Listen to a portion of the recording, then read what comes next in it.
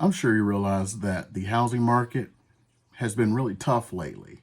Yet, there's now been a slight little change, and over the last 2 weekends, things have gotten a lot better. Well, still, you may have an issue selling your house. As a matter of fact, I just went into contract on a house that had been on the market 184 days, and then we went into contract on a condo that had been on the market for 94.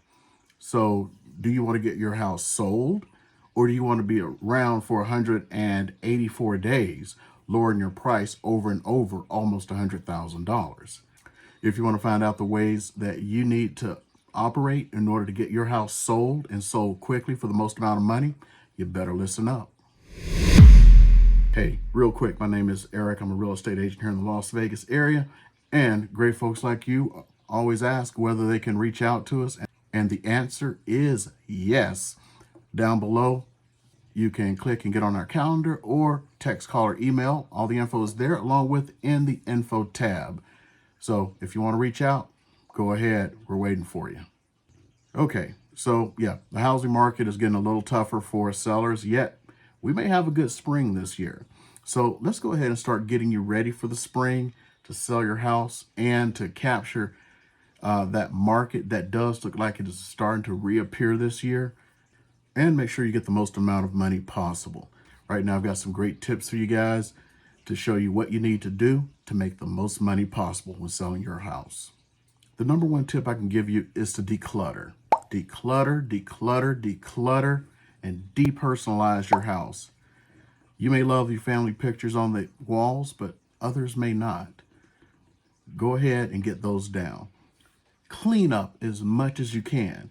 Start getting rid of stuff, because guess what? If you're going to sell, you're going to sell. You're going to have to move. My advice to you, go down to one of the storage places. I've noticed they've become a very big business now. I swear you can't go past a street corner without seeing some kind of a storage place. Go ahead and rent one of those 5x5s. Put your stuff in boxes. Go down to the U-Haul, and they have storage too. Put all your stuff in the boxes, just like you're going to pack. You're just like you just sold your house. Pack it up. Now go take your stuff, put it in that 5x5. The cost is really cheap. According to what side of town you do this in, I'm thinking about Las Vegas right now. Other parts of the country, it's the same thing. They're usually about 50 bucks a month. The most that you're going to have to do it is probably 2 months if you sell. If you didn't follow these directions, you're probably going to have to do it for longer than that. Depersonalization is so important. I can remember selling a house. It was really interesting. It was depersonalized. Buyer loved it. Matter of fact, it was a veteran. Found out later the guy was a veteran. He was a Green Beret. He had removed all of his military stuff from the house in case someone had anti-military feelings. On top of that, he was a cop. He removed all of his law enforcement stuff because he didn't want anyone to have negative feelings against law enforcement. Now, interesting story is he was the chief of police of, wait for it, the DMV. Who knew the DMV had police? Well, he was the chief of police, which interestingly enough, my neighbor now works for DMV as a police officer. And we were talking, and it was like, is your chief still know this dude? It's like, yeah, I sold his house. So that was interesting. And once you get it all depersonalized and decluttered and everything, now it's time to go in and start fixing stuff. Now is not the time to go, well, can't the buyer just take care of that? Well, now buyers all of a sudden want perfect houses. Now, you may not be able to deliver a perfect house, but at the very least, you can do things like get it fixed up. You can do things like paint. Believe it or not, painting can be very inexpensive. You can even do it yourself if you take a little time and tape some things off. But to be honest, just go to Craigslist. You'll see people are painting for real cheap. Painting that outside may even do something for you too. Get a handyman. Hire them for half a day or something and come and fix all those little things, and later have another tip of what you need to do to get to the things you need to fix. Now, I'm lumping this one in with the last tip. Just put a fresh coat of paint on everything. It can be very inexpensive. The buyers don't want to hear this, but there's a huge difference in paints. You can get cheap paint, or you can get the super expensive paint.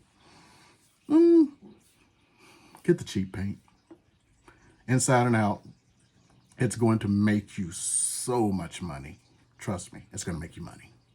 Next step, clean, clean, clean, and clean again. And most importantly, keep it clean. Now, I know everyone goes like, oh, I have to live here. Do you want to pretend that you're living there?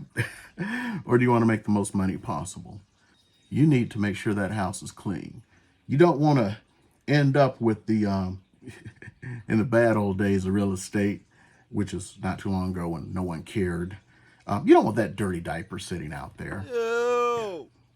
You don't want Band-Aids that are bloody at the top of the stairs. Ew. Yeah, these are real things. So go ahead and clean up. Pretend like your grandmama's coming and she's critical and she hates your spouse. Just keep that place clean, because the cleaner you keep it, the faster it sells. Oh, here's a pro tip. After you get it sold, still keep it a little bit clean, because I have had clients who went like, woo, we don't have to do anything anymore. And then, you know, buyers see something like, one case, it was the appraisal photos, and they're like, this isn't the house we visited. What's going on? Yeah, you don't want a deal to fall out because of that. So keep it moderately clean once you get it sold. Next one is going to be the greatest one that is going to give you the most money. It's that yard. If you have grass, mow it. If you got rocks, pick up all that little stuff around it. Do a little bit to make your house look good on the outside, because, you know, if you spent $1,500 on landscaping, I'm being serious, it can probably bring you $10,000 in price. Take care of all that stuff. Make the outside look even better than the inside, because you don't want to be the person where their agent and the buyers roll up. The buyer goes, I'm not going in. Now, there is also a caveat to this. One you cannot control. Your neighbor with the Trans Am on blocks, can't control that.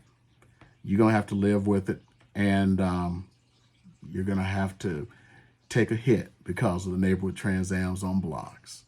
So you can go over and talk to him with his wife beater on, bring in some Pabst Blue Ribbon, and maybe he'll act right. The next one, I cannot emphasize enough. Period. Dot end of story. Professional photography, professional photography, professional photography. Do not let some agent come in there with their iPhone and say, it's going to be good. Okay, yes. A year ago, you could have gotten away with that. Right now, you can't. You got to get the HDR. You got to get the 3D that goes onto Zillow. Okay? Because you know what Zillow does? They love 3D. And they put it to the top of their stuff. Want to be at the top of Zillow? Where are people searching at? Starts with a Z. You want to be at the top. So get the 3D package and have that add to that. If your agent can do it, get some drone photography done. For some odd reason, people go nuts over drone photography. I know more and more people are doing it, but not enough to where it's not a novelty, that it doesn't attract the eyes. Unfortunately, one of the photo tricks that I learned from somebody, our board has made it legal. But for those of you who are not in Vegas, ready for this? Have your agent make sure that the first photo that appears in MLS, Zillow, any place else, is a thing, like 4 pictures of the best pictures. That will drive people nuts, and especially if one of them is a drone photo, okay? Also, this will not take much. Have your agent do a video of the house, a nice video walkthrough, okay? Cool. Where do I start on this one? Price. Nobody wants to hear that. They want to hear the price that's in their head. But you know I'm here to preach at you. I feel like I'm in the pulpits Sunday morning in Mississippi. Ha! You got a price of the right. Ha! So many people don't understand. They're going like, Oh, I'm going to price at this price because I know they're going to be low ballers. So I'll take care of the low ballers by pricing at 20,000. That's worked never. That's not how housing works. So first of all, here's a formula for you. If you have a house, it's on the market, and nobody's come to see it in 2 weeks, you way overpriced. If you have a house and you've had 5 to 7 showings within 30 days, you're a little bit overpriced. So either one you need to improve. Sitting around going, I don't want to lower my price yet. Sitting around doing all this stuff of you should advertise it more. Advertise what? That you're overpriced. If you had one grocery store that had milk for $2.99, another one had it for $8.99. I mean, you have seen crazy stuff like that, haven't you? And the one for $8.99 advertises it all day long. All you're doing is advertising that you're overpriced and probably going to kill the rest of your merchandise sales. Don't do that. Price it right. Don't listen to the first idiot who comes along and overbids it, and what we call in real estate buying the property. They're buying the property because they're telling you that they can get $500,000 for it when it's worth $450,000. They can't get $500,000 for it. They're going to get the market. Okay. I'm going to tell you a little secret. You see all these agents who are running around going, oh, I sell my houses for 105% of list price. You know how they do that? They get the right list price to begin with. Don't mess up on this. Next one. It goes back to the one I talked about before about getting everything fixed. How do you know what to fix? Get a home inspection. You're going like, home inspection? Isn't that for the buyers? I ain't paying the buyers. No. You're going to be building trust by getting that home inspection. Remember that project house I told you about? Remember it sold. So I get the home inspection back today for that house. You know what it said?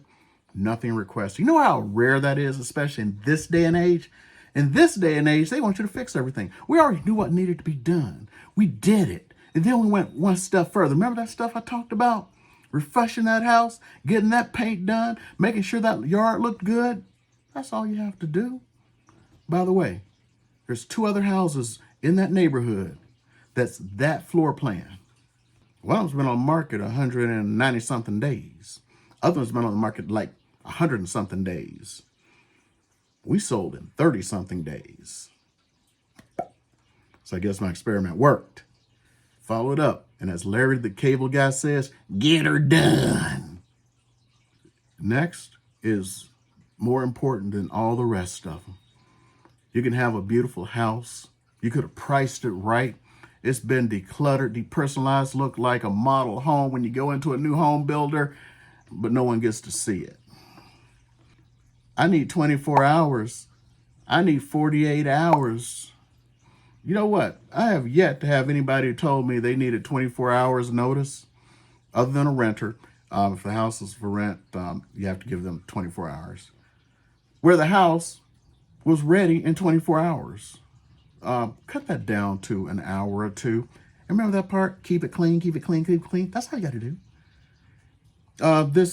I have to be there. You ain't got to be there. Trust me. I'll do another video on that one about how sellers kill their own transactions and get less money. I have to be there is the #1 reason that's going to happen.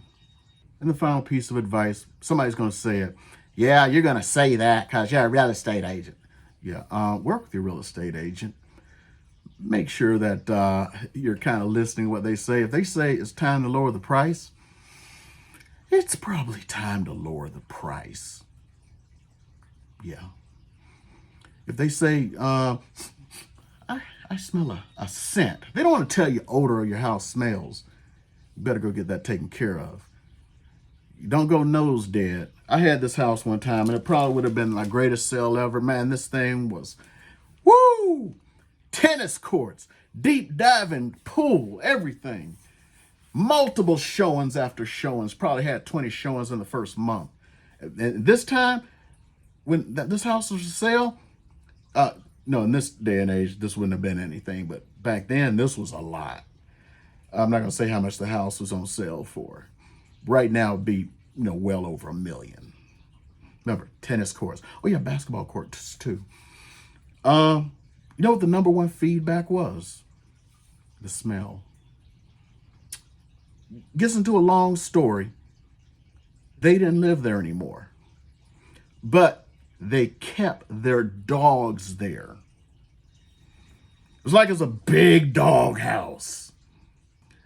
And it was so funny. One day the seller was like, well, it seems like if you were doing your job, you'd be reaching out, getting feedback about why my house isn't selling. This is after like 6 weeks. I had a little folder under my arm. I pulled that folder out. I was like, I'm glad you asked. So I started going through all the feedback. You know what he said? I don't smell anything. It's not an issue. Oh, by the way, that house is never sold. I mean, to this day, still own it. So I'm telling you, listen to your agent. When your agent says feedback is it smells, go get it taken care of. I said, well, we can get this house sold. You can see how many showings we're getting. Why don't we just put the dogs in a kennel for a few weeks and get it sold? No, that's not going to happen. I got a million stories like that. Hopefully you guys stick around to hear a million of them. If you ever want to get in touch with me, call, text, email, information is down below. Most importantly, I got a calendar link. Get on my calendar and we can talk for a little bit. And if you made it to the end and you found that you got a little bit of value, even just a little, you might hit that subscribe button, help a brother out, give me that HBO discount. And of course, hit the like button.